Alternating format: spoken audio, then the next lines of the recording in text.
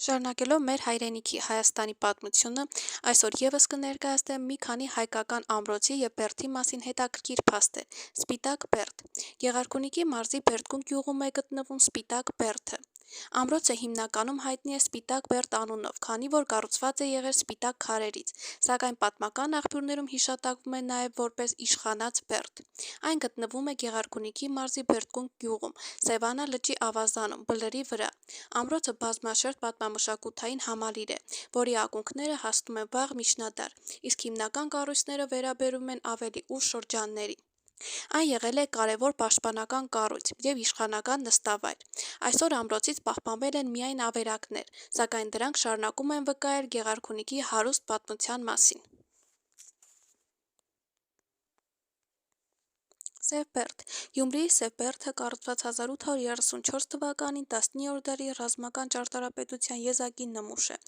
Այն սև քարից կառուցված պայտաձև ամրոց է, որն ունի ստորգետնյա ուղիներ դեպի Մայր Հայաստան հուշարձան և Կարմիր բերդ։ Այժմ այն հանդիսանում է մշակութային միջոցառումների վայր։ Ամրոցն իր անունը ստացել է այն կառուցելու համար օգտագործված սև տուֆի պատճառով, որը բերվել է Անիից։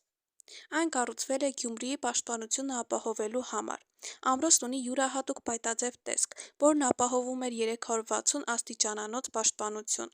Ըստ ավանդույթների և պատմական տվյալների, բերդից ստորգետնյա գաղտնի ուղիներ են եղել, որոնք կապել են այն հարակից այլ ամրոցների հետ։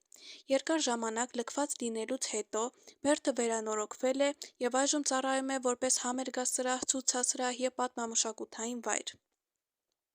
Այսօր Սև բերդը Գյումրիի այցեքարտերից մեկն է և սիրված վայր է այցելուների համար։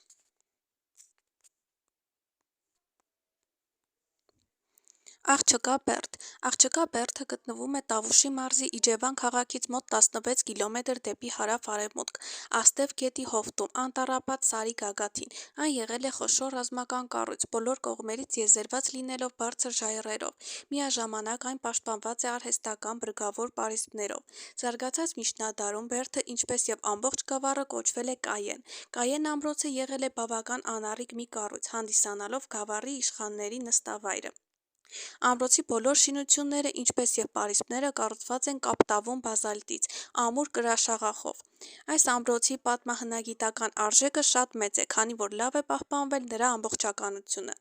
Բերդամիջում պահպանվել են տարբեր շինությունների մնացորդներ, որոնցից ամենաակնառուն խաչաձև քառախորան հորինվածքով 10-11-րդ դարի կիսավեր եկեղեցին է, որը իր կառուցվածքային առանձնահատկություններով հայ առաքելական եկեղեցի է հիշեցնում։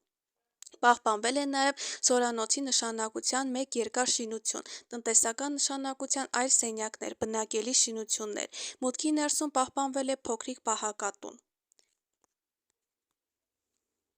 Հայաստանում կնոջը պատկանող միակ ամրոցի անվան հետ կապված այսօր տարածվել են մի շարք ավանդություններ։ Ըստ մեկ ավանդության, մի գեղեցկուհի երիտասարդ իշխանուհի է եղել։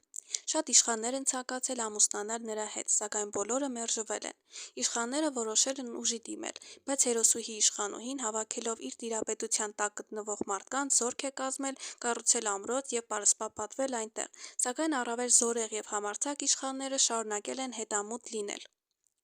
Աղջկա համառությունն ու քաջագործություններն ավելի ու ավելի են բոցավառել իշխան Մանթաշի սերը, և նա աղջկա բերդի դիմաց կառուցում է Մանթաշաբերդը, որտեղից հաճախակի հարձակումներ է գործել աղջկա բերդի վրա, սակայն դրանք բոլորն էլ անհաջողությամբ են վերջանում։ Ավանդությունն ասում է, թե վերջապես մի անգամ աղջիկը զորքը տալիս է իր զորավարին և ուղարկում Մանթաշաբերդի վրա։ Այդ կռվին թեև իշխանուհին չի մասնակցում, սակայն հաղթանակ է տանում։ Դրանից հետո Մանթաշը հաշտություն է խնդրում։ Նրանք պայմանավորվում են, որ յուրաքանչյուրը մնա իր ամրոցում, բայց ի նշան բարեկամության Աղստև գետի ափին կառուցում են բաղնիք, որը հանդիսանում է նրանց ժամադրության վայրը։ Ասում են, որ նրանք երկու ժայռերի գագաթների նշաններով խոսում էին իրար հետ։ Մինչ օրս էլ պահպանվել են այդ բաղնիքի մնացորդները։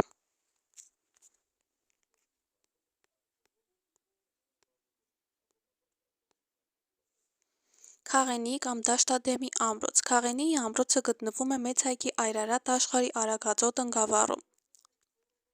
Քաղենիի ամրոցի խոշոր համալիրը գտնվում է Դաշտադեմ գյուղի հարավային եզրին։ Ենթադրվում է, որ այն կառուցվել է Ուրարտական ամրոցի տեղում կամ Սարականների օրոք։ Միջնադարյան դղյակը, ի տարբերություն հայկական լեռնաշխարհի մնացած ամրաշինական համակարգերի, զուրկ է եղել բնական պաշտպանությունից և ապավինել է իրեն շրջափակող հզոր պարիսպների։ Սա տիպիկ ֆեոդալական մի դղյակ է՝ իր պաշտպանական բոլոր կառույցներով։ Ամրոցի համալիրի տարածքում կան երկու եկեղեցիներ՝ 7-րդ դարի եկեղեցին, որը գտնվում է ամրոցի արտաքին բերդապարսպի հարավ-արևելյան մասում, և հյուսիսային պատինկից է միանավ Սուրբ Սարգիս եկեղեցին։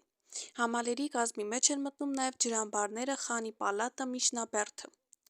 Թորամանյանը ուսումնասիրելով բերդը հաստատապես եզրակացրել է, որ այն կառուցվել է ուրարտական բերդի պարիսպների վրա։